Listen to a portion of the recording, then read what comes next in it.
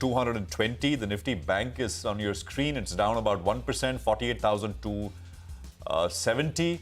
You've got the Sensex, which is down about 1%. The IT index is down 0.5%.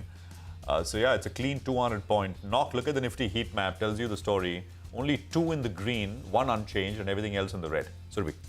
Okay, let's talk about where the hits are coming in.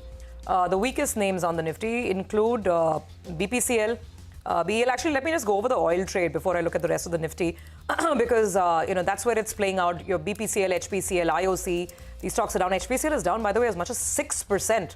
That's the extent of the impact that's playing out today. BPCL is down about 2.5%. IOC is down about 3.5%. Now look at the tire companies, CAD, JK Tire. These stocks are down about 1 to 2%. And some of the paint companies like Berger, Indigo, Kansai, Nerolac, these are all down about 0.5%. The impact is not so much on paints, actually. It's far more pronounced on the oil marketing companies this morning. Aside of this, PSUs as a space, they were reeling under pressure last week. That is continuing this morning. Look at Power Grid, look at NTPC. So more names on the downside. Coal India as well. SBI Life, SBI itself is down, which also brings me to the Bank Nifty. Bank Nifty is down in step with the Nifty, cut off around 500 points on the Nifty Bank at this point in time. Almost everything on the Nifty is down, really. There's nothing on the way up. TCS is the Lone Ranger. It's struggling at the flat line. IndusInd Bank, thanks to the MSCI impact and the change in the shareholding, is up about 1.5%. IT is trying very hard. Most of these stocks are close to the flat line or down only about 0.25%. But it's tough, to say the least. All right. Well, in terms of beneficiaries from that oil price spike, Oil India, that's a stock that we mentioned today. It could be one of the stocks you look at.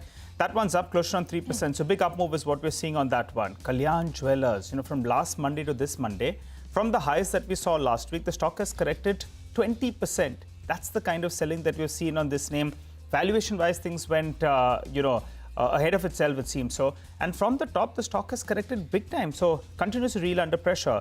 Yields have moved up. That's not very, very favorable for some of these new age companies. Paytm is down close to 4.5%. So that's seeing intense selling pressure. You have Zomato that's down. Nykaa as well, that's down in today's trading session. So big moves is what you're seeing on these names on the downside. AB Capital, as Nimesh told us, that brokerage upgrade that's come about. So that explains why that stock is up and about. PCBL, the stock that had a one-way run in the last year. I think it came out with that set of numbers. And PCBL is now down close to 8.5%. So big down move is what you're seeing on that one. Adani Wilmar is down another 7.5% in trade today. And BHAL is well down 3.5%. So the headline index is down 230 points. The problem is in the broader markets. Only 270 stocks are advancing for close to around 1,900 stocks that are declining. Prashant. Oh, absolutely. I mean, I think it's a in a way easy market to cover because you can kind of brush it off and say everything down, right? And everything is down. 10:1 in favor of declines. If you just sort of want to count the number of stocks which are down as against the number of stocks which are high right now. So we'll get back to some of these individual names, but there is damage, rest assured, across the board in varying degrees. Sanjay Mokim is our market master of the day, strategist, head of India Equity Research, JP Morgan India, and he's with us. Sanjay, good morning. Great to have you with us here on the program. It's always a pleasure. Prashant this side. Sanjay, the first, two-part question. One, do you think, we all know it's bad out there, it's obvious, it's all, and we're seeing it around the world, but the market here in India in rupee terms is already down about 11%. And I think after today's fall, about 11-12% from the highs. Consumption has been weak since the second quarter. Earnings growth, etc. Markets are essentially forward-looking animals, right? It's not about where things are now, but where things will be, say, 6-12 months out. So in that sense, put the markets in context to what we are seeing in terms of news flow and macros right now. Go on. Good morning. Great to be on. I think there's two things which are driving to term it in this terms, excitement in the market. One, of course, is global uncertainty. You've seen VIX indices going up everywhere. US bond yields are almost in touch of 5%. And that's a reflection of the uncertainty on the change in policy in the US, whether you get rate cuts or not, what actions are taken by the new Trump administration. And whether we like it or not, these do have implications for Indian equity markets. As a measure, momentum stocks or momentum as a style is doing poorly almost everywhere. High duration, growthy stocks are doing badly. So that does have a rub-off in India. And to your point, Prashant, how does this play out? this is very binary, right? It depends a lot on what action is taken once the new administration is in place. But call it 6 months from now, we will have a fair view on what is happening, right? What is affected, what changes are made, and the implications of that. Right now, we're living in uncertainty. The second, which is a more domestic phenomena, is earnings momentum, which was very strong in 23 and early 24, but now has actually come off quite a bit. And we don't expect that to change too much. We think, yes, it will get a little better from where it will be in December. Purely on base effects, the June quarter should start to look a little bit more better. But I would argue that we are in for a period where it becomes a little bit more nuanced. Everything goes up rally is probably at an end. Sanjay, hi. Morning. Tough morning, Hi. really. I was now, on days like this, you start extrapolating back and see when was the last low and all. And I just realized that we've broken our November lows. And now I don't know. I mean, the chartists were talking about it. I remember one chartist made this point that we could retest the lows that were made on the day when we got the general election result. That, 1,100 point swing down and then the rebound. And that was around 21,200 thereabouts. So who knows? But the problem is, Sanjay, that it's turning out to be a bit of a perfect storm. You have all these global issues, Fed rate cuts, tariffs in the US, uncertainty of policy, as you said. And then we have local issues in terms of the earnings trajectory. So let's talk about your assessment there. Whether this slowdown is transient. We were just speaking to an FMCG analyst at Goldman Sachs just before the call with you. They, for instance, are hopeful of a recovery on urban consumption. Where are you when it comes to earnings this year? Well, we're all hopeful of some sort of recovery. The December quarter doesn't look that well placed, to be honest. Our base case estimate is for low single-digit earnings growth for the Nifty. But more worryingly, what happens the December quarter typically is full of downgrades, right? You typically see large earnings cuts, and that's because analysts catch up to their full-year forecast once the 9 months are over. So I don't think the momentum will change too much. But more fundamentally, what you should start to see, hopefully, is the impact of the rains that we saw last year and good monsoon spread showing up in rural incomes, at least partly as the harvest rolls through. So there is hope that you should start to see a little bit of an improvement in the mass market consumer outcomes. But again, we've been crying wolf on this for so long that I think only once we get it will we have any bit of visibility. Just to clarify on the earnings numbers, Sanjay, you said single-digit earnings for Q3, or was it FY25? So Q3, we expect single-digit earnings growth, but for 25, we think we'll get around 10-11% EPS growth. Or 10 to 11%. And too early maybe to ask you, but do you have some numbers for FY26 as well, as of now, from where we stand? Sorry, I meant CY25, 11%, that's roughly. Okay. So 11 to 12% for CY25. That's the earnings trajectory. That's right. Got that. Thank you. Which recovers to mid-teens in 2026? That's what you're working with? Well, I think it's a bit too early. When I say CY25, it's effectively FY26. I think we haven't gotten as far as forecasting FY27 yet. Got it. All right, Sanjay, but weakness like this gives you a good opportunity to get into stocks that you could be, bullish on, and prospects look good. Could you, name a couple of themes? I recall in the past we've spoken about the real estate space. That had the momentum. That's done quite well as well. Staples, they've been underperformers, but maybe under-owned as well.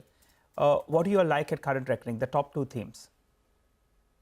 Well, we like real estate. We like the power sector. We like financials structurally because, look, that's the one space where you get a combination of decent valuations and hopefully good long-term dynamics.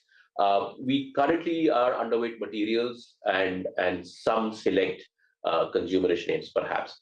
But I think, look, if you try and say that, look, this correction is providing me opportunity, that's effectively a call on valuation, right? Where have valuations become reasonable? And if you use that filter, unfortunately, it's only the financials that pop up even today. Mm-hmm. But Sanjay, the financials actually, though the valuations look very yummy, you look at that ratio of banks and IT, and that's gone to the extreme that we've seen in multiple years, because IT has done very, very well, while the Nifty Bank has underperformed to such a large extent. Though valuations are attractive, it seems the selling pressure continues out there. But do you believe it's come to that juncture? Well, now, in fact, you need to start loading into some of these financials because some of them are trading at valuations that we saw even 3-4 years ago. Well, if you take that same chart, the banks versus IT, and extend it to a longer period of time, take let's say a 10 or a 15-year chart of banks versus IT, you'll see you come to a very different conclusion, to be honest. Right? Indeed. Banks have outperformed IT for a very structural basis, and that's how it should be. It's a domestically facing business versus something that is facing an external environment. And I don't know about the timing, whether now is the time or not, but on a valuation differential, it does look compelling. Real estate, financials, power, underweighted materials, and select consumer stocks. I mean, that's basically broadly the view which is coming in. Sanjay, is it just with the budget around the corner, right? Any thoughts out there? Can the budget be a little market friendly, or do you think it's unlikely? There was an election recently, so what's really the need? And the problem, though, is while the slowdown is older than all this global recent stuff, any help has to be done in this global context, and the global context is a little adversarial. So what's your sense, Sanjay?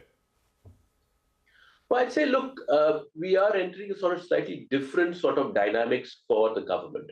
For the last 3 odd years, we were in a period where revenue growth was very, very strong and subsidy bills were well contained. This is the first time where you're seeing some pressure on revenue. And remember, for FY25, we've had a very strong dividend from the RBI, right? And that may or may not be repeated next year, we'll see. But you are looking at a situation where the government will have to be careful about its revenue projections, whereas subsidies, let's say, on food or on LPG are going to exceed estimates after many, many years. So you're getting into an environment where, again, you have to make choices, where there are constraints popping up. And as a result, the broader theme is, let's not expect any major sort of stimulus, because my guess is the government will want to stay on its path of fiscal consolidation. And if not fully to 4.5, they would want to bring deficits down a little bit further in the next budget as well. So you can look at minor changes, but I don't think we're in a situation which calls for a major dilution of the deficit target. That's interesting, Sanjay. So in that 11 to 12% earnings projection, you're not expecting or baking in any major fiscal bonanza. Let's talk about monetary. I mean, the world over, the trade is now coming down to the reality and realization that the Fed will not be very charitable this year. Let's talk about what you're expecting on the monetary side, because, I mean, earlier the market was expecting the whole rate cut cycle to start in India. But I'm wondering, with crude oil prices elevated 5%, rupee doing its own thing, I don't know how charitable the RBI can be. What's your expectation there? Well, there's two facets to it. One, we still pencil in a couple of rate cuts from the RBI for this year. But your point is very valid. It will depend a lot on how the external environment shapes up. If you get tariffs and EM currencies start to move in response to the tariffs that are imposed, then you will have pressure possibly on the Indian rupee as well, and that will change the outlook for what the RBI can do on local rates. The second measure is the control on credit flow, on liquidity as well. And maybe the RBI can be a little bit more generous, and all the measures that have been put in to constrain lending could have been pulled back. But do we see an environment where the RBI brings in too much of surplus liquidity? Probably not just yet. We will, again, to your point, it depends a lot on how the external environment shapes up. All right, Sanjay, appreciate you joining in. Thanks a lot for joining in. Looking forward to having more chats with you in 2025. The screen is looking a little bit jittery, but sometimes there are plenty of opportunities that do crop up. Just one point before we move on. Wanted to pull up the advance decline ratio. When we started off trade, around 250 stocks were advancing. That number has gone to around 450. So there is some kind of buying from the broader markets as well. Big underperformance is what we've seen, but at least the number of stocks advancing has mildly gone up by around 150 to around 200 stocks. That said, let's focus on earnings yet again. IREDA is the next management on the show. The company, in fact, did report their numbers. The stock saw a sharp drawdown in Friday's trading session. However, today it's bouncing back. The Q3 earnings witnessed a sharp improvement in spreads. The problem was on asset quality. To discuss this and more, we're joined by Mr. Pradeep Kumar Das, the Chairman and Managing Director of the company. Hi, Mr. Das. Good morning, and thanks a lot for joining in. Tell us about the asset quality. There appears to be pain in asset quality. Was there any one-offs? And if you could give us a guidance from here on in terms of your asset quality numbers. Yeah, very good morning, and thank you for inviting me here. See, our gross NPA and net NPA is slightly gone up. And you see that is in a particular group's account, some 433 crore. But this is just NPA figure gone up. It is not that write-off we have considered anything like that. And you see that belongs to that waste to energy and bioenergy category. In our total loan portfolio, you see hardly 1% of our loan portfolio is having that kind of assets. So therefore, we do not foresee much problem in that. And this has just become NPA now, and the group is working on it. And they're taking certain other measures to how to come out from NPA. And we're quite confident in the time to come that also can be translated into a not NPA account. And if you see total net NPA, that is around 1.5, and when our book size is 69,000 crore roughly, and in which 80% of the assets are from traditional area and 20% from emerging area, where the new and emerging technology and challenges, all policies, everything is there. Despite that, we have maintained. And also, 76% books is with private sector and 24% with government sector. Despite having 76% and despite having 20% emerging, our account is that. And if you look at this SMA category of assets, hardly 6% is coming under SMA. And largely those are coming from traditional area, and by and large those are coming nowadays because of the little time, cycle time of the realization of those developers from the customers is slightly increased. But however, those have not impacted NPA at all so far. So therefore, we are confident in the time to come to happen. And if you look at that particular group's account, and they had perfect tie-up of the raw material as well as for the off-taker agreement and all. Only COVID and post-COVID, their project management impacted a bit. And I'm sure the group is taking all kind of measures to, again, look into how the account can become not in. Okay, all right, Mr. Das, let's come to the numbers since you just mentioned net NPAs at around 1.5% and gross NPAs around 2.7%. Going ahead, what do you see these numbers cool off to? And also help us out with what are the slippages number, the write-offs number for the past quarter? Please go ahead, sir. See, as I said, only 433 crore new NPA has been added. And as far as going ahead, we are confident this number is going to come down.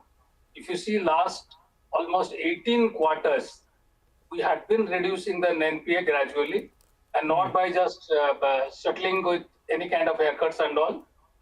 By and large, mostly, I think in more than 95% of our NPA account, wherever we have gone for settlement, we have either realized the principal cost of funds or principal on simple interest or principal cost of loss and certain fair amount of margin there. So that was their approach to settle the account in last 18 quarters. And 18 quarters continuously reduction was happening. Only this quarter, because of one account, it has gone up, one group's account. And we are quite confident that this, to come by March, will again work out to bring down the NPA. Okay, slippages and write-offs in the past quarter, you want to give us that number? See, these slippages, what has happened now also, these are pertaining to prior to 2020 sanctions and all. And if you see last 4 or 5 years, whatever sanction we have done or disbursement we have done, we do not have any major NPA or slippages. So therefore, I do not foresee that any kind of major slippages in the March or in the time to come. Okay, so now that we've understood the asset quality picture, so let's talk about both the outlook for disbursals and also margins. I mean, your margins in the reported numbers are actually looking very steady, 3.3%. What is the funding environment like, and what is the expectation that you have? We have been focusing on between 3 to 3.5. As our name speaks, the developmental agency, renewable energy developmental agency. So our object, and being the sole arm of new and renewable energy ministry, our focus is to develop the sector. And we have been focusing fair amount of margin, that 3 to 3.5. And our NIM is always range bound if you see continuously and consistently. See, we have the opportunity to enhance the rate in emerging sector, which probably a kind of fair amount of monopoly. It's not exactly monopoly, but at least we are the first choice by the developer to look at when it is new and emerging. But there, what happens if we enhance the rate, we'll have a better margin. Sorry. But what will happen, the project which is becoming bankable, they may not become bankable. That is the prime responsibility to us. And when we have a 500 gigawatt target and already 205 has been achieved, and if you see RE only, I'm taking out nuclear, 485 is to be done. So another 280 is going to be added. And fair amount of business opportunities there if we work with a disciplined approach. And the way we have executed in last 4.5 years, rather I will say last 37 years, particularly last 4.5 years, and I'm quite confident our business is going to continue to have that kind of steady growth. You look at our sanction has gone up more than 100%. And disbursement or profit or any kind of figure, if you see, it is always in the 30 plus and around. So that kind of continuous and consecutive growth what we are showing, that speaks our robust due diligence process and robust project review monitoring and catching the early warning signals also. No, sir, exactly. Absolutely. I mean, no taking away from it. Even this time, your AUM growth is very solid, 36% year on year. Just looking for the number for FY25, what will be the AUM growth? And if you could just give us a margin range as well for the year as a whole. You are asking for FY25. We have given up to 2030. Yeah, I mean, in the near term, just to understand, in the near term, that's the long-term, picture. In the near term, what are the sort of levels that your shareholders can look out for? Roughly what we have given to Government of India and signed MOU with them, around 29 to 30,000 we are going to disburse. Already 18,000 we have crossed. So, see, if you look at 4 years back, we used to do only 8,500 crores of disbursement in a year. And we have now, last year we have done around 25,000 crores. So this time we have an internal target much more than that, but at least with the Government of India, what we have signed, that is around 29 to 30,000 crores. So definitely we are confident of looking into that kind of figures. And as far as NIM is concerned, if you see our borrowing cost has been reduced. If you do the year-on-year comparison, we have improvised on our borrowing cost. No, got that. And we saw that, Mr. Das. No, it's been, yeah, sorry, please. And the way forward, we are again looking into various options, both domestic as well as overseas lending now. We want to reduce further. Yeah, and again, we hope in this budget we get that 54 EC recognition. That will further help us to reduce our borrowing cost. And we are quite confident of further reducing the borrowing cost, if not sustaining that. Second, we have fair amount of pipeline of sanctions with us. And since government has already bidded almost 50 gigawatt and 42% of that has already been PPA signed. And normally, when we do the appraisal and due diligence, we look into PPA signing conditions and all. If you take out that, then say 12 to 13 gigawatt, out of 50 gigawatt, if you take 42%, already 18 gigawatt has already been done. And last year's installed capacity addition is 18 gigawatt. So fair amount of business is there, and we are quite confident to reach the figures what we have planned. Mr. Das, no, very well explained. Just one last question before we wrap up. Prashant this side, and good to see you, sir. I remember there was an approval which had come in to set up a different wholly owned subsidiary to venture into retail lending. Where is that at? We have already received the consent from DIPAM and the ministry, and we have already submitted a request to RBI. And that is in process, and we are expecting maybe in a couple of months. I cannot tell the exact figure because it is RBI who is the regulator, so it will not be appropriate to talk something which is in their domain. So we are expecting, because they have asked us to submit the business plan and all, we have already submitted them, and we believe that by this year end or beginning of the new FI, we can be in a position to start that activity. See, we want to go slow but steady in that area, because lending a project loan and lending a retail loan is completely altogether different ballgame. Correct. So we have to do that. No, absolutely, but that will also help in diversifying the overall portfolio. Important more in that sense. importantly, because since we are coming out with QIP shortly, so we need to be cautious in all fronts and would not want to lose the investor confidence. And if you see our public shareholders, they are having 21% holdings since beginning to till now also. Okay. QIP by when, sir? This quarter? This quarter we are targeting. All right. We'll leave it there. Thank you very much for joining us. Appreciate it very much here on CNBC TV18. And good luck. Good conversation, detailed conversation with you as always. We'll take a quick commercial break here. We'll come back and it's going to be real diamonds versus lab-grown diamonds. We have Senco Gold Management. We have Goldium International both joining in to talk to us about it. Manisha will be here as well to set the context up for us. So stay tuned. Interesting conversation next.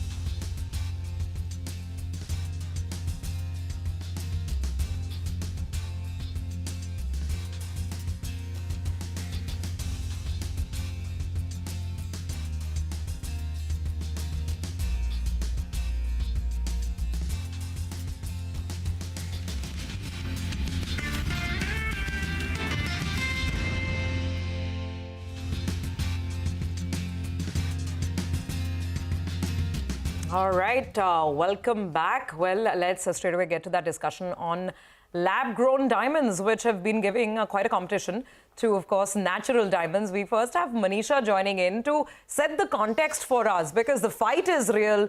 The brands are really sort of, stepping up the heat. So, Manisha, what do the numbers tell us in terms of whether it's price action or demand?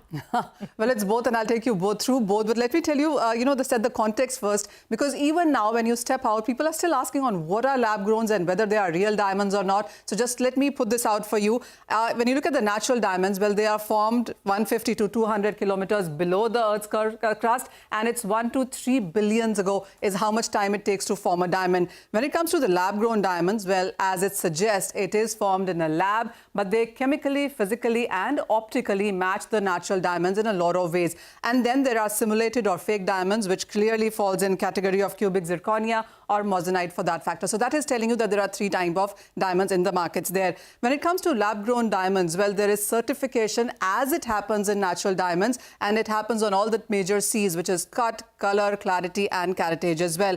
And when lab-grown diamonds also are of 2 types, and that's important to understand that as well. One is CVD, which we seem to be making the most in India. Actually, when you look at the lab-grown diamonds overall, the world, 25% of that contribution also comes in from India. So just taking you through the sides then, CVD is chemical vapor deposition, that is the full form, and the method was created in 1980. So this is clearly not a very recent phenomena. Apart from CVD, the other method of creating lab-grown diamonds is HPHT, which is high pressure, high temperature. This technique also was created in 1950. So even before CVDs came in, but it only has started to pick up now in the markets there. I also quickly want to take you on how these diamonds are created. Well, for CVDs, the diamond seed is placed in a vacuum chamber. It's filled with carbon-rich gases and then heated up to 1500 degrees. And then when it comes to HPHT, well, in this case as well, the diamond seed is placed in a carbon exposed area, and 2000 degrees of Fahrenheit temperature is put in, and 1.5 psi pressure also is put in there. So these are 2 ways of making lab-grown diamonds.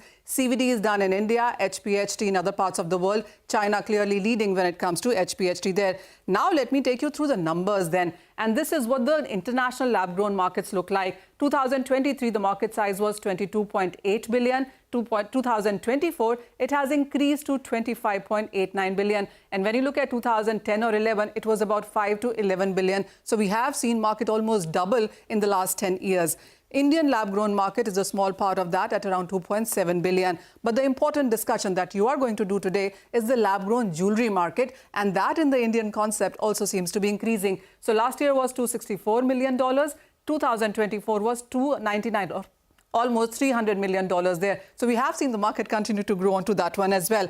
And now even more important is that the Indian government has been pushing for lab-grown. They also abolished 5% tax on diamond seeds. They also have initiated research and development. And also export promotion and marketing accessibility is something that the Indian government has pushed for. The reason that you have seen lab-grown diamonds see so much adaptability, one is because you have seen affordability. Of course, they are cheaper in prices. They can be bigger in sizes. They are certified. There's quality creation. And many people tell us that people walk up to them and want custom-made diamonds. And that is something that the lab-growns can do for you. And finally, it's beyond jewelry as well. Jewelry is just one part of it. The lab-growns are used in electronics, cutting tools, and thermal conductors as well. And the last plate should now come in on your screens. And that tells you on why the lab-grown is so, accepted and bought as well. So if you were buying, and these are very approximate numbers, I mean, your guests will tell you on what the exact prices are. But 1 carat of natural solitaire price is 7 lakh, and lab-grown at the same 1 carat solitaire comes in for 65,000 rupees. So there are more people going in for this. Naked eye cannot say whether it is lab-grown or naturals. And of course, sustainability is another part of it. But this is the major reason that you have seen such huge adoption for lab-growns. By the way, Manisha, the way you explained the manufacturing process, I was thinking whether I could set up a small unit. Oh, there are, 7,000 to 8,000 reactors right now. So there are that many people right now producing it. So 7 to 8,000 producers? Reactors.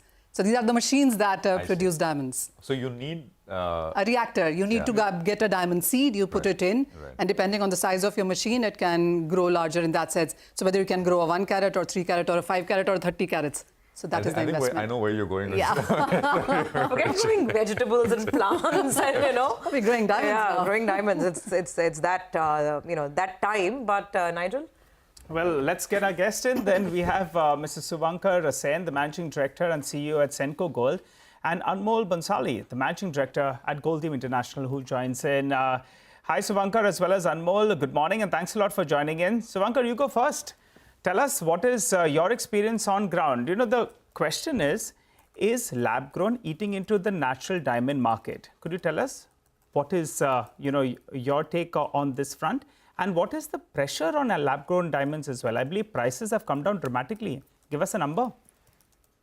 So, what we are seeing is that the awareness level about the differentiation between diamonds and natural diamonds and lab-grown is gradually the consumer is getting aware. While we have opened 4 stores of lab-grown diamond jewelry in the brand name of Sensex, we are seeing that consumers are coming, inquiring. There is a lot of curiosity about what exactly it is. And it is our responsibility as a jeweler to build that awareness amongst the consumer base. So that is one level of understanding that we are seeing. The second is that the young consumers, they are also extremely excited about the lab-grown diamond jewelry because it makes it more affordable. And, we need to understand that diamond jewelry as a share of the pie of the whole jewelry industry is about 15 to 20%. But by lab-grown diamond becoming a part of the whole jewelry portfolio, the probability of people buying studded jewelry and studded products can go up to a large extent. So more and more people on a day-to-day wear basis can buy lab-grown diamond jewelry. But at the same time, we are realizing one thing, that when it comes to the special occasions, weddings, something which is to do with emotions, people are quite conscious that, yes, they would want to give natural diamonds, it comes to proposal or that memorable moment. But yes, when it comes to fashion, when it comes to kind of, the various changing scenario of trends and the various shapes of diamonds, I think people are trying out with the various shapes of diamonds with lab-grown. So that's the ground level scenario.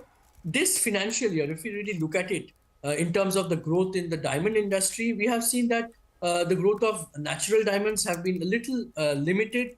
Marginal growth has happened, but when it comes to the lab-grown diamond industry, since the base is extremely low and it is building up, the growth rates are much higher. So that's the way it is. More and more stores are coming up. Consumers are trying out as a new product. And I think that the way we have gold, diamond, silver, platinum, lab-grown diamonds over a period of time will have a large chunk in terms of the wallet share of the consumers when it comes to buying jewelry. So that's what we are seeing at the ground.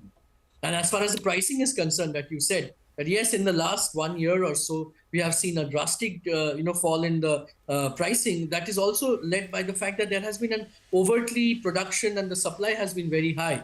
So the demand is yet to pick up to the extent that the supply has been. And we have seen about a 25-30% price fall in the lab-grown diamonds as well. But I guess that time is such that now it is almost the price of the labor of cutting and polishing the diamonds, and the prices are more or less stable. And I don't see much of price fall happening from what we are seeing right now. So this is how is the ground level feedback from my side. But natural diamond prices as well have seen pressure, right? So yes, if you could give us a percentage, how much is that corrected by?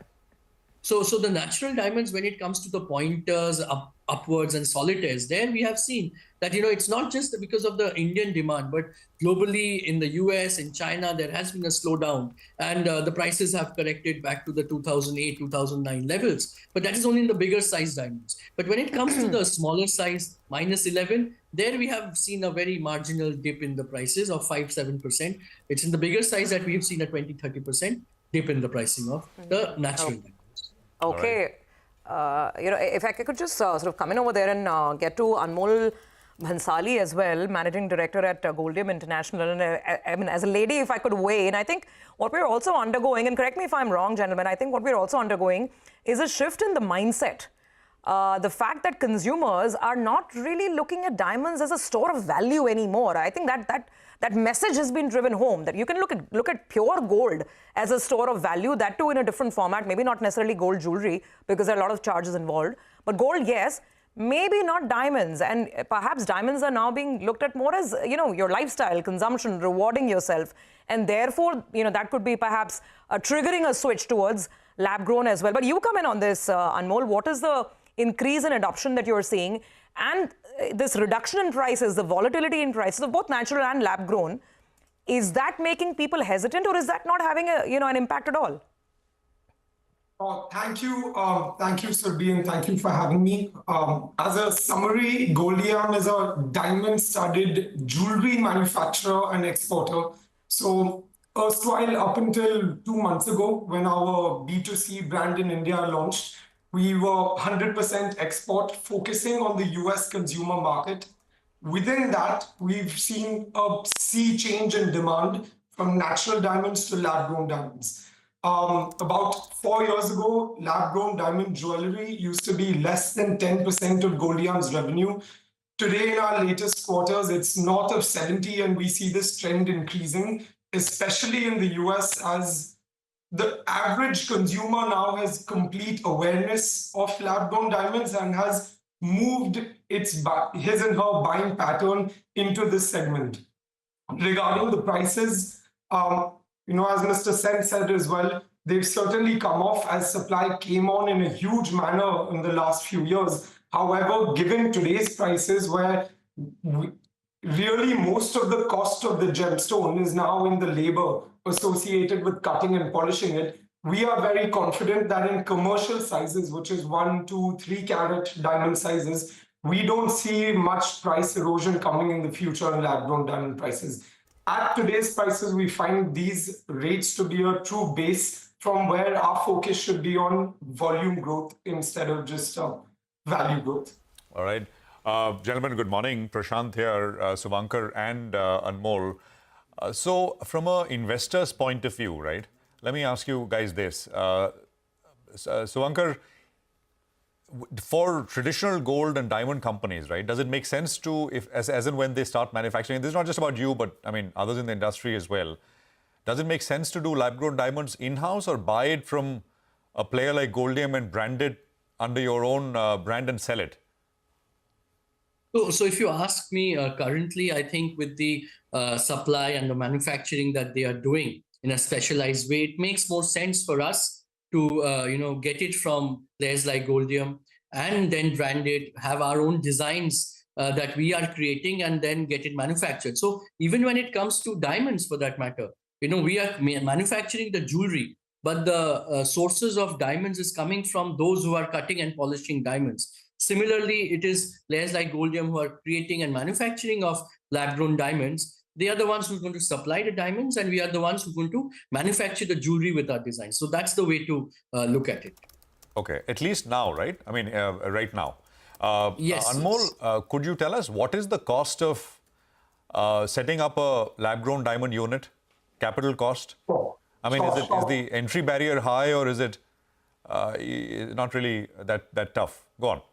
Sure, Prashant. Thanks for the question. Just wanted to clarify, even at Goldiam, while we do have our own diamond growing plant, most, which is over 80 to 85% of what we sell in terms of finished jewelry to our export markets, as well as in our B2C brand Origem in India, over 80% of the diamonds are purchased by us from third-party growers in Surat, Jaipur, etc. So while we do, yes, have our own diamond growing plant within Goldiam, a predominant bulk of what we are selling is actually procured from third-party sources. Today, given where prices are, of course, a lot of machinery is now made in India as well. The approx cost to set up a CVD diamond growing plant would be around 1 to 1.2 crore per reactor, with ancillaries such as piping, gas work, etc.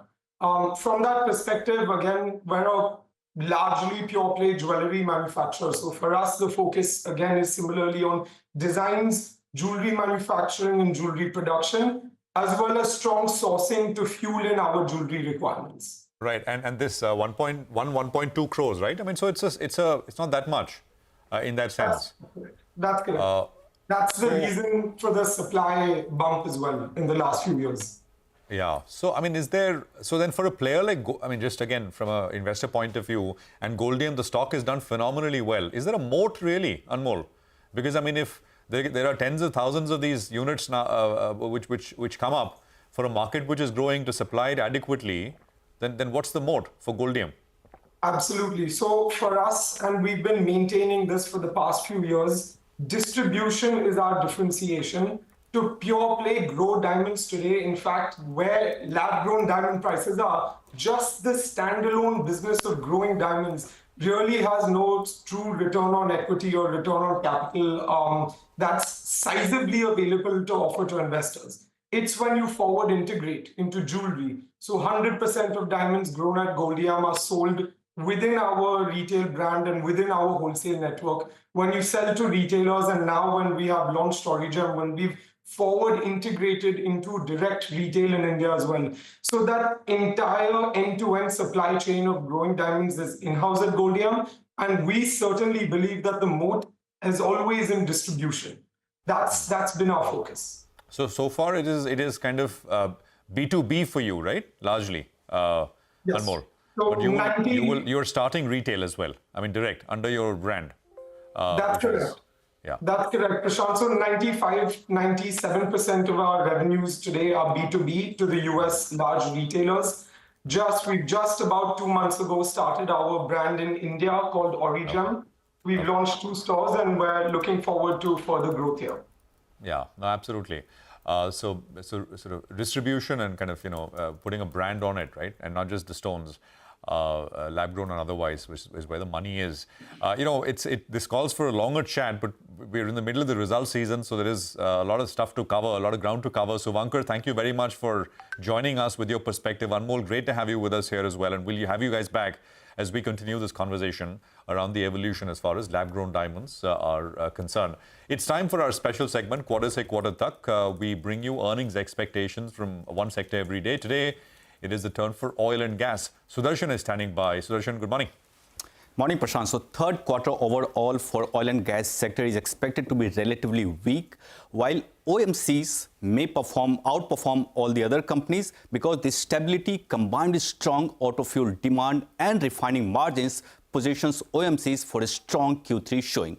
However, city gas distributors such as IGL and MGL are set to face decline in margins and profitability due to cuts in APM gas prices. For Reliance Industries, we are expecting a steady growth, while for other gas companies, including GAIL and Petronet LNG, the outlook is going to be less optimistic. Flat or declining volumes combined with rising costs are expected to weigh on earnings. So some of things that we'll be watching out for. First, we'll monitor commentary on volume and margin strategies for city gas distributors and potential price hike announcements they might take. Second, updates on project progress for ONGC, HPCL and GAIL will also be crucial. For Reliance Industries, we'll see if there is any commentary regarding potential Jio IPO. Now, talking about the company-specific earnings, we'll start with Reliance Industries. we are expecting a steady growth in Q3 versus Q3 FY24, with consolidated EBITDA projected to grow 4% year-on-year and 9% sequentially. The Jio Telecom segment will be the key driver, benefiting from a tariff hike that company had taken in July 2024. This is expected to push Jio's EBITDA up by 8% sequentially, with a corresponding 7% rise in average revenue per user, or say ARPU. While the O2C segment may see a 4% YY decline in EBITDA, but sequentially it's expected to rise 9%. Retail EBITDA, meanwhile, is anticipated to grow modestly, rising 2% year-on-year and 9% sequentially. Now coming to upstream oil companies. ONGC and Oil India are seen reporting 6 to 8% growth in EBITDA year-on-year, with benefits of windfall tax removal are unlikely to be seen in Q3. On volume front, it's expected to remain weak for both Oil India and ONGC. Now moving to OMCs, or say downstream oil companies, OMCs are positioned for a strong showing in Q3, driven by favorable refining margins and auto fuel demand, while higher LPG inventory losses compared to Q2 may temper gains. Companies like HPCL are expected to show robust growth due to a weak base. Conversely, IOC's performance may be impacted by high base effect of Q3 FY24. Talking about city gas distributors, the unexpected cut in APM gas prices that government had announced will significantly impact CGDs, with EBITDA for both IGL and MGL are projected to fall by 37% and 24% sequentially, and for both IGL and MGL. Gujarat Gas, though, may buck the trend, with industrial volume growth of 12% sequentially, helping offset some margin pressures that company might have seen. As for other gas companies, most of them are expected to report weak results for Q3 FY25. GAIL's EBITDA may decline by 7% sequentially, driven by weak marketing and petchem segments, although strong LPG performance could provide some support. For Petronet LPG, volumes are likely to remain flat, though marketing gains may surprise positively in Q3 FY25. GSPL is expected to report a 7% decline in EBITDA due to lower volumes and rising costs. So overall, for oil and gas sectors, it's expected to be a mixed Q3 FY25. Okay, got that, Sudarshan. Thanks very much for taking us through the expectations. By the way, these oil marketing companies, stocks are still really under pressure. HPCL, for instance, is down 6%, and this is on the latest.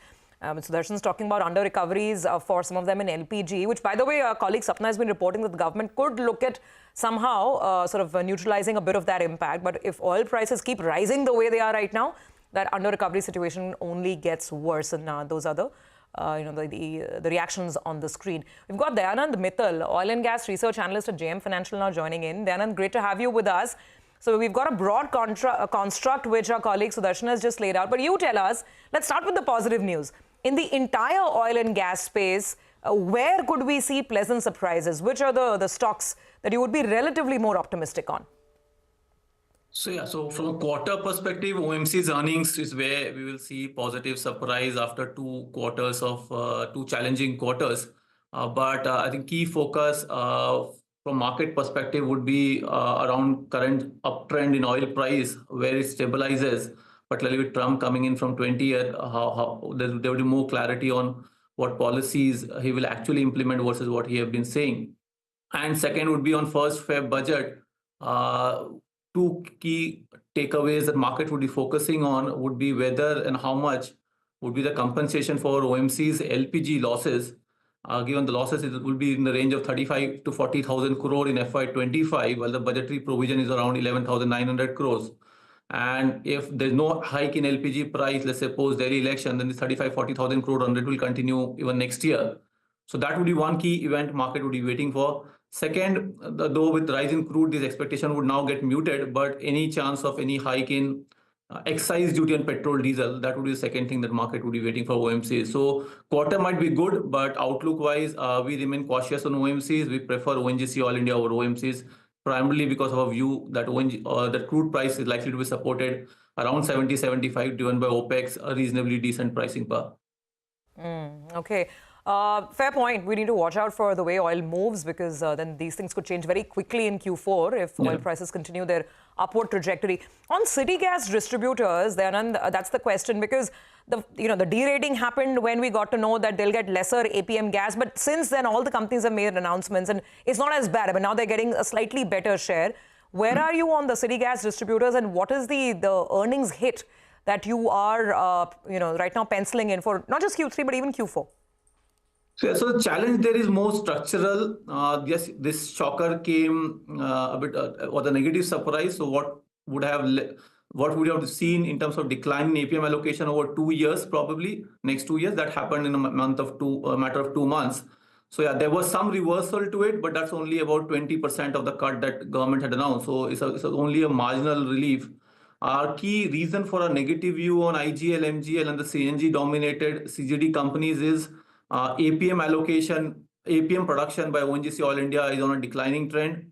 Government is gradually moving APM to new well gas, which will be priced at around $9. So gradually, CGD companies' APM allocation has to come down by about 7, 8%, 10% every year, which would mean they need to hike CNG prices by 2-3 rupees per kg, which will gradually erode the differential or the competitiveness of CNG versus petrol, diesel.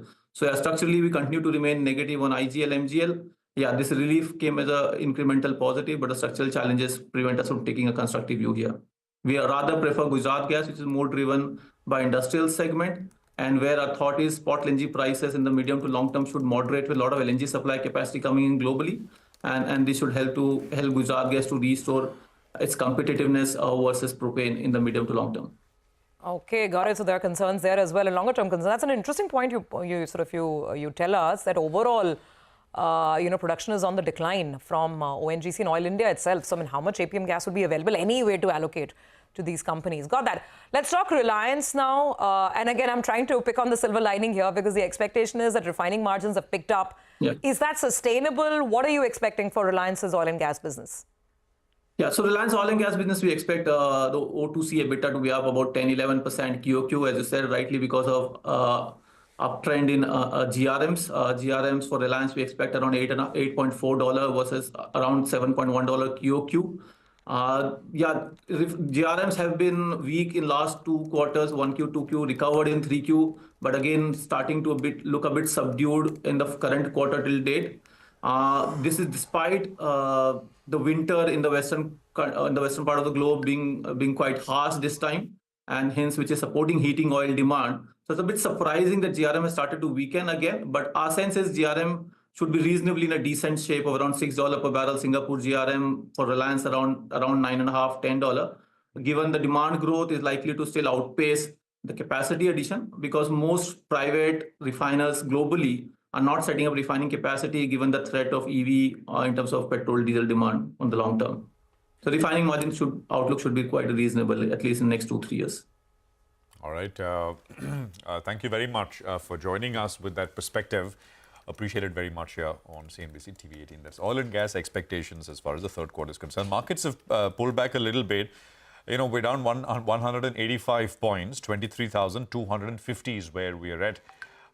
And the dollar rupee, I think, got to almost about 86.40 after opening at about 86.20 in the morning.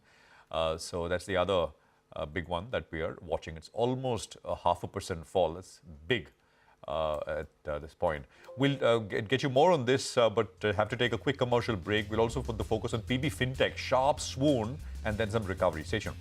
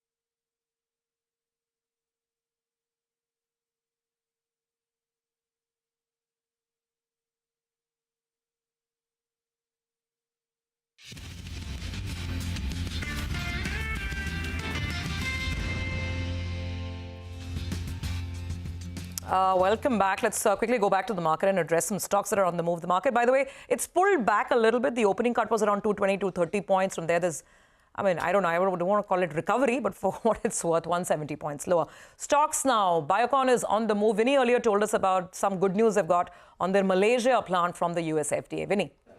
So absolutely a positive news where a Malaysia plant, which is an important plant for Biocon in terms of biosimilars and biologic side, they've received the US FDA approval given that it is a voluntary action indicated. Do not forget that this plant was inspected during September 2024. Before that, they'd also received an OAI that was official action indicated.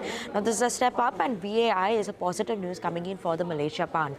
What it indicates for Biocon now, there are two recent clearance coming in. One was the Bangalore biologics plant. So that is a positive, and now this is the second one. So all your regulatory hurdles seems to have been cleared up for a Biocon. Now this will pave way for potential launches that will coming in. That's the generic Aspart that is expected to get in an approval as well and a launch in the near term. Other than that, there are a couple of drugs also they will be launching in the recent times, the biosimilars in the recent times. In Feb 25 they have one of them, and the other one also is going to be in the near term. Analysts are quite positive on this one. They've given it a thumbs up. Some analysts have highlighted the potential of generic Aspart for Biocon is almost $25 million in FY26 and doubling in FY27 to $50 million. It's a $700 million market size as well. So a lot of potential in terms of growth that one could see coming in for the company. All right, Vinny, got it. Thank you very much for that. It's macros moving the markets today. And when we come back after the break on It's the Economy, Lata today is going to be discussing all that's happening with US yields moving, the dollar moving, and Lata, the rupee now at last count, 86 or almost 40? Yeah, almost 0.5% lower, sharpest fall in 2 years. Yeah. I have a very important global treasury head of HDFC Bank joining us, also an economist. So let's hear what they have to say.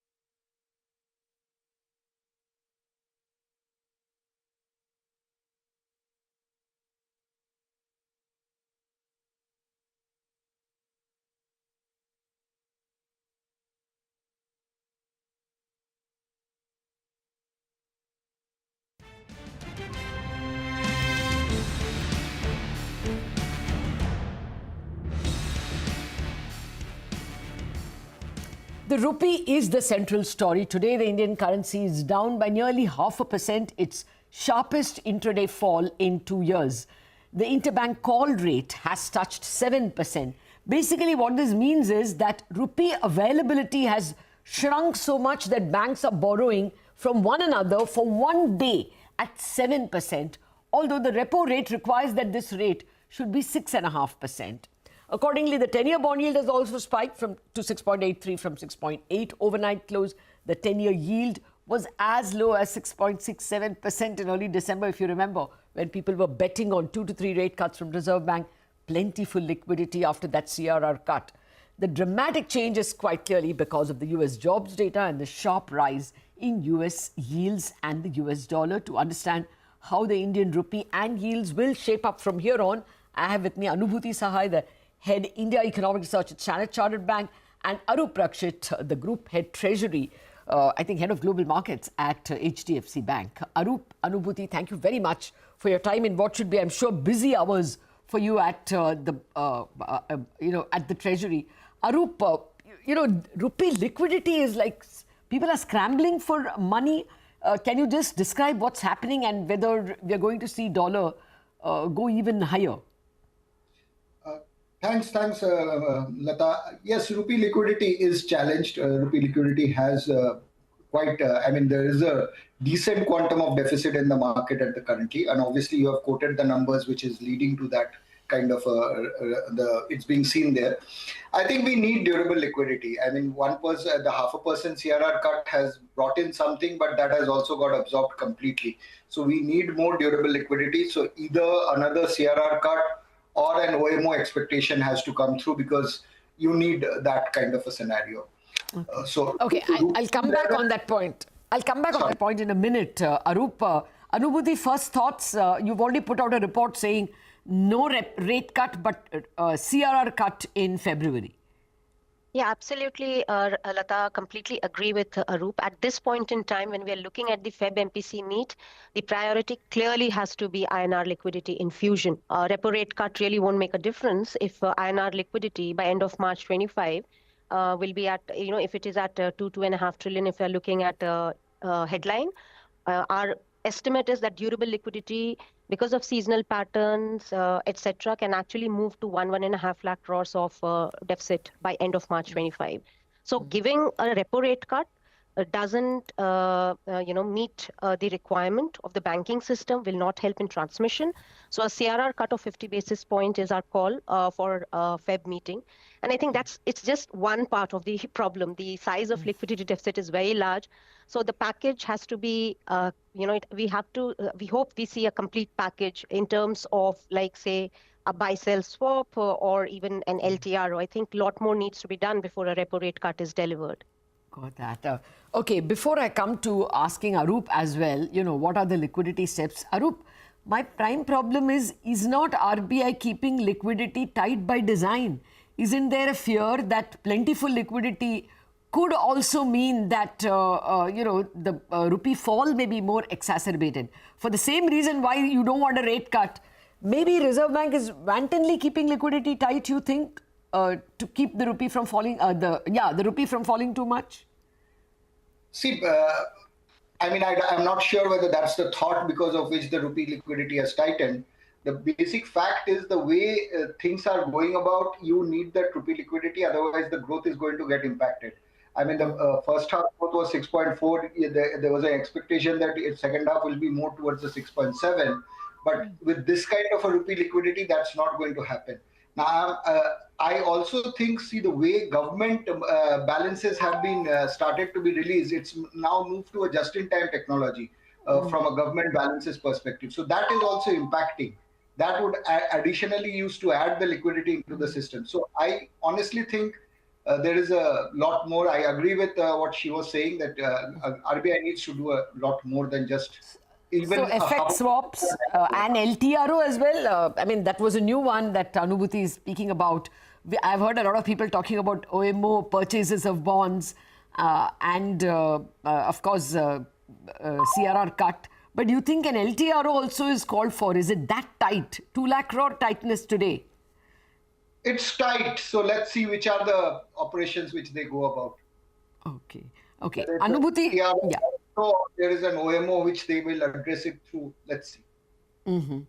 Okay, Anubhuti, your forecast for the currency, you think you will have to already revise it on January 20th? You said that March will be 86.25 and we are at 86.35 already. Obviously, you wrote that report before the non-farm payrolls number. Do you think we are going to see more aggressive fall in the currency? Lata, timing the timing where rupee will finally end at it has become extremely tricky because a lot of factors are playing at the same time. Initially, we were more worried about the tariff impact. Then the US exceptionalism theme has become far more stronger. This week we have the US CPI as well as PPI, and if they surprise on the upside, then I think that will put further pressure. But I think one of the most important change which we are seeing, and I would say it's a welcome change, is RBI's increased tolerance towards dollar strength. And if this tolerance, it keeps on increasing because the global environment is changing, and if RBI is realigning itself to the new realities. As I mentioned, it's a welcome move. So yes, on timing wise, we can be, it is tricky. But the broader call is that, right now, a lot of negative news is in the price. Somewhere or the other, there will be some dollar pullback, if tariff increases are not in line with expectation, or if the US data starts disappointing and market, instead of toying with an idea of a hike, starts again toying with ideas of cuts. So I think that back and forth will continue. But yes, timing the level of rupee for each quarter has clearly become far more tricky now. Arup, what would be the levels you would watch out for on the currency now? I agree with her because it's becoming a little tricky, but it cannot be a one-way fall. I mean, I completely see that. I mean, there will be some pullbacks at times. And please understand that oil prices have also gone up sharply today. So the more you allow rupee depreciation to happen, you will be ending up importing inflation. So there has to be a balance which will have to come out. So yes, and at some point, I think the exporters will also start coming into the market. They have been sitting out quite a lot. So whether it's at 86.50 or whether it's at 86.75, there will be levels at which there will be some selling which will start, genuine selling on the export sides. Well, surprisingly, today the CNH and CNY have not depreciated. Last week we were depreciating in step with the renminbi. Today, actually, the renminbi has appreciated a bit. So that may be a bit of a support for the Reserve Bank not to have to compete with yuan depreciation as well. But you don't want to give any level, Arup? Sorry? Any level for the rupee? No, I think an 86.52 will have the first stop, and then let's see. I mean, we'll have to carefully watch it. It's not something one can predict at this juncture. I agree with you. Yeah, I agree. Things are moving even as we speak. And last year, the rupee appreciated, or rather depreciated by 3%, as did the yuan. So if we take a 3% from Jan 1st, we can end the year even with 88, if it is just a cut paste of last year's moves. But Anubhuti, will this mean that it is going to be very difficult for the RBI to cut rates? And therefore, what are you expecting in terms of the 10-year bond? Sure. So our starting with the rupee level, like for December end, our forecast is at 87.75, so pretty close to 88, which you highlighted. And as I mentioned, these are still pricing in rate cuts from the Fed, not hikes. And that is a very important factor when we are talking about the dollar trajectory going forward. Now, for the repo rate cut view, given that globally and in US for specific, we are still penciling in almost 75 basis points of rate cut between 25 and 26. We see room for 50 basis points of rate cut by the RBI between April and June. Now, our sense is this is needed because there is a moderation in economic activity domestically. And if this is delivered, then on a 12-month basis, it can provide a relief of 0.15% of GDP to the mortgage loan borrowers. Having said that, the key risk which we'll have to keep in mind is what if US data continues to surprise on the upside, and what if Fed actually starts hiking? I think if Fed pauses, we still have room to cut rates. But if Anubhuti, I'll just come back to you. Yeah, I take your point entirely. Sorry, I'm cutting because I want Arup also to have the last word on this issue. Arup, two questions. Do you think that a rate cut is now very difficult for the Reserve Bank, despite the softness we saw in last month's data? And secondly, I'm once again asking you this question. Is the Reserve Bank not that liberal with liquidity? Because that also can, push the dollar higher. Is there a fear that let me keep rupee tight so that you guys want the rupee and you keep those interest rates high enough to prevent too much rupee depreciation? I think they will have to balance the two out. So I take your point that whether they are concerned on that or not, but they will have to balance the two out. To answer your first part of the question, that whether they will have a cut, I completely agree with Anubhuti. The Feb cut is not foreseen at all.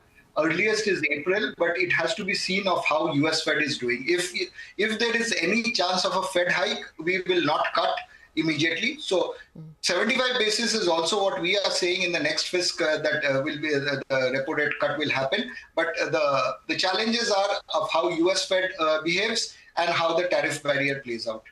Okay. So that's one 10-second question. Do you think on Jan 20th, if the tariff announcements are not very dramatic, I mean, after all, Trump also wants his economy and market to be preserved.